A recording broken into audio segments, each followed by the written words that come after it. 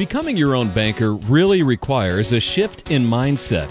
We've been programmed for so long with how things work that it takes a while sometimes to reprogram ourselves to truly think like a banker. When first exposed to the infinite banking concept, you probably began to start thinking about how you were going to use your bank after sufficiently capitalizing it. For most people, that starts with paying off high-interest credit cards or even car loans. But after diligently practicing the infinite banking concept for some time, you may begin to notice that the cash values in your policy will increase over time, and at some point, you may not have any more personal debt to finance. This is a wonderful feeling and perfect time to really start thinking like a banker. You see, in order to make money, banks and finance companies must first have capital. Then, they lend that capital to somebody else who needs it for a fee. When the cash values in your policies begin to increase beyond your own needs, you can follow the lead of the finance companies by lending it out to others, also for a fee.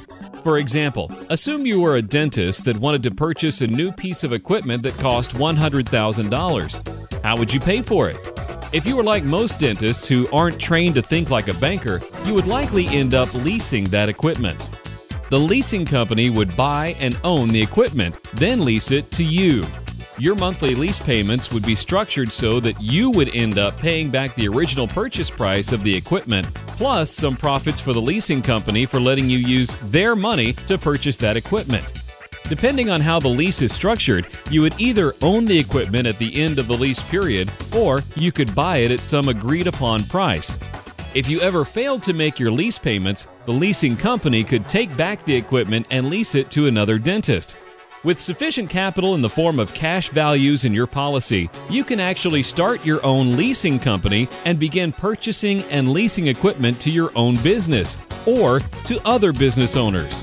Remember, as the owner of your permanent life insurance policy, you have the contractual right to use your cash value for anything you want, whenever you want. This means you can buy equipment and lease it out to any business in any industry you want, whether it's X-ray machines for doctors, backhoes for builders, trucks for trucking companies, microloans to startup entrepreneurs like your children, or anything else.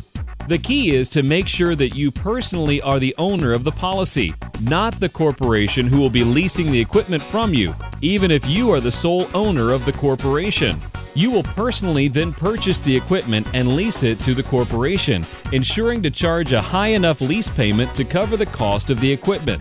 If you are the owner of the corporation who is leasing the equipment, you can receive an interest deduction for the policy loans you took out to purchase the equipment, since the loans are for a business purpose. Plus, you can depreciate the trucks over a reasonable time if you structure the lease properly. You should definitely meet with a qualified professional to help you structure the lease agreements properly, develop any necessary amortization schedules, determine whether you should be adding more policies, and help you establish separate entities should that be necessary. Ultimately, with everything properly structured, you can make a very good living during retirement by just leasing out equipment to businesses. So, congratulations once again on your decision to become your own banker. You will soon be in a position to stop supporting the employees and shareholders of other banks and finance companies through all of the interest you're paying to them, and instead use that money to support you and your family. You'll soon discover that becoming your own banker will prove to be one of the wisest decisions of your lifetime.